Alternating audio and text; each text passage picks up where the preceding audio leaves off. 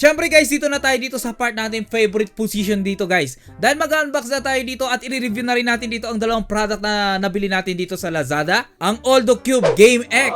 At syempre pati na rin itong Aldo Cube Smile X. Syempre unahin muna natin mga kaloko itong Aldo Cube X game kasi ito yung gamit natin dito. Unboxing muna tayo dito guys. Sobrang ganda dito ng kanyang packaging. Lazada box ang ginamit at sobrang dami dito ng bubble wrap. Ito nga palang kinuha ko mga kaloko, ang package H. Complete package siya. May stylus, accessories, tablet, keyboard with case. Ito nga yung maganda dito kasi meron siya ditong Aldo Cube pen o yung stylus niya dito na P3 dito ang kanya model, black ang kulay. Ito twist lang natin yung taas niya dito at pwede na natin ilagay dito ang single battery niya dito na 4A. Ganito yung itsura niya. Yes, hindi siya dito rechargeable pero pwede natin ditong palitan dito ang kanyang battery. May button siya dito, up and down. Press both para mag-on siya. At makikita natin dito yung kanyang LED light na blue. Indicate na pwede mo na siya ditong gamitin. Syempre may keyboard case din siya. Magnetic keyboard siya guys. Hindi nga ito Bluetooth kaya para lang ito sa tablet na Aldo Cube X game. Malambot din dito yung case niya. Medyo cheap looking lang pero working fine naman lahat ng case dito. Napakaganda rin dito yung quality dito ng kanyang case. Nagustuhan ko dito yung kanyang kulay. At syempre ang tablet itself, ang X game. Na syempre pag binuksan natin yung box may extra screen guard, pin, at kapag binuksan natin itong hilera na malilit na box na ito, may makikita tayo ditong charger, USB Type-C cable at syempre yung kanyang manual. At ayun, wala na. Ang ganda lang talaga dito ng pagka-package niya.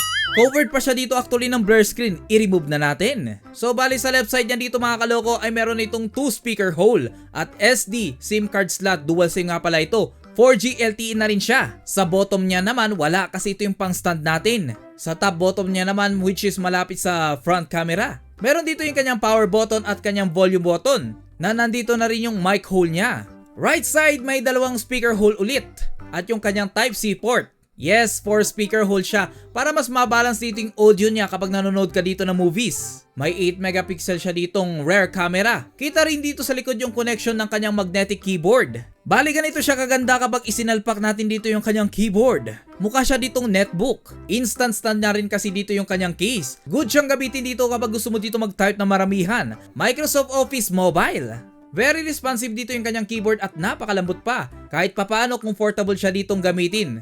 Lalo na sa mga keyboard warrior dyan. Sinubukan ko rin ditong gamitin ng kanyang pen o yung kanyang stylus. Very accurate siya kapag sinusulat natin dito sa mismong tablet. Ang problema ko lang dito, hindi siya dito real time. Kung mapapansin nyo may kaunting delay pero nagagawa niya pa naman dito yung kanyang trabaho. Sobrang liit lang naman dito ng kanyang delay guys kaya parang hindi naman hassle para sa akin. At kapag ginamit mo dito yung stylus dito guys, may palm rejection siya dito kaya hindi magpe-print dito yung kamay mo. Maganda siya dito mang drawing guys. Pwede rin pang sulat dito ng mga signature mo kung gusto mo ditong i-print. Or i-save dito yung signature mo kung gusto mo ng soft copy nito. Kapag ginagamit ko dito yung stylus hindi siya rough guys. Sakto lang sa screen ng tablet guys kahit na may screen guard pa ito. Hindi lang kita guys pero may screen guard pa siya. Of course sa specification naman tayo dito. Kung mapapansin nyo mga kaloko ay napakaganda dito ng kanyang display. Dahil nga sa IPS color gamut siya. May 10.5 inches display, narrow bezel na rin siya.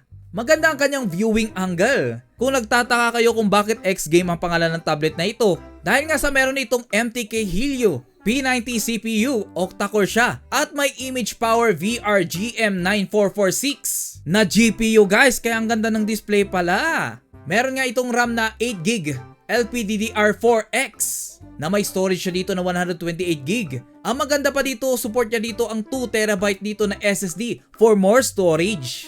Android 11 na rin siya. So far so good guys. Kasi napansin ko mas maganda dito yung UI niya kumpara dito sa ibang model dito ng Aldo Cube. Parang smartphone na rin kasi dito yung UI niya guys. Sa front camera niya meron dito yung 5MP na pwede na rin sa ganitong tablet, pwede nang pang video call. Imagine that 10.5 inches itong tablet na ito pero nasa 550 lang ang grams niya dito. Medyo magaan na rin ito guys. Medyo nangangalay lang dito yung kamay mo dito pag isang kamay lang kaya talagang dapat dinidisplay ito. Ito yung kagandahan dito dahil sa support na dito ang 18 watts charging.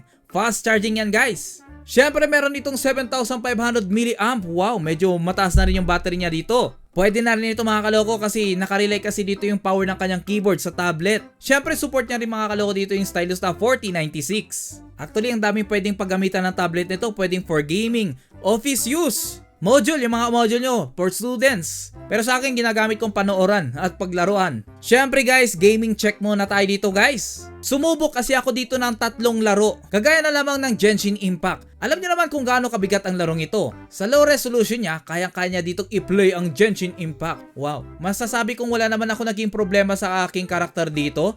Test account nga pala itong gamit ko dito kasi kaka-install ko lang. At nagre-respond naman dito yung mga controls niya. Masasabi kong sa low resolution, pwede natin ditong laruin dito ang Genshin Impact. Sobrang smooth naman sa paglalaro dito ng Rebel Raceway. Very accurate din dito yung kanyang controls at walang delay. At yung last na sinubukan ko dito yung Asphalt 9. Medyo mabigat itong larong ito. Kagaya ng Rebel Raceway, ayos din ang performance ng tablet na ito sa larong ito. At kita nyo naman dito yung detalye dito ng sasakyan. Napakaganda ng kulay niya dito. Dahil ang ganda kasi dito ng GPU niya. Syempre nasa standard setting ito nung nilaro ko. So pwede mo siya ditong gamitin mga kaloko kahit wala dito yung keyboard. Mas maganda kung wag mo na lang gamitin kasi kumakain din kasi ng power dito yung kanyang keyboard. So far so good, nagustuhan ko itong tablet na ito guys. Napakaganda ng kanyang UI, napaka-smooth, very responsive, okay siya sa gaming. Sayang lang wala siya ditong on-off para sa keyboard. At yung nagustuhan ko ditong part dito mga kaloko kasi nagsubok ako dito ng Netflix. Ang ganda dito ng audio niya. 4 speaker hole kasi yan guys, kaya medyo okay dito yung kanyang audio. Napakaganda kasi dito ng distribution ng kanyang sound.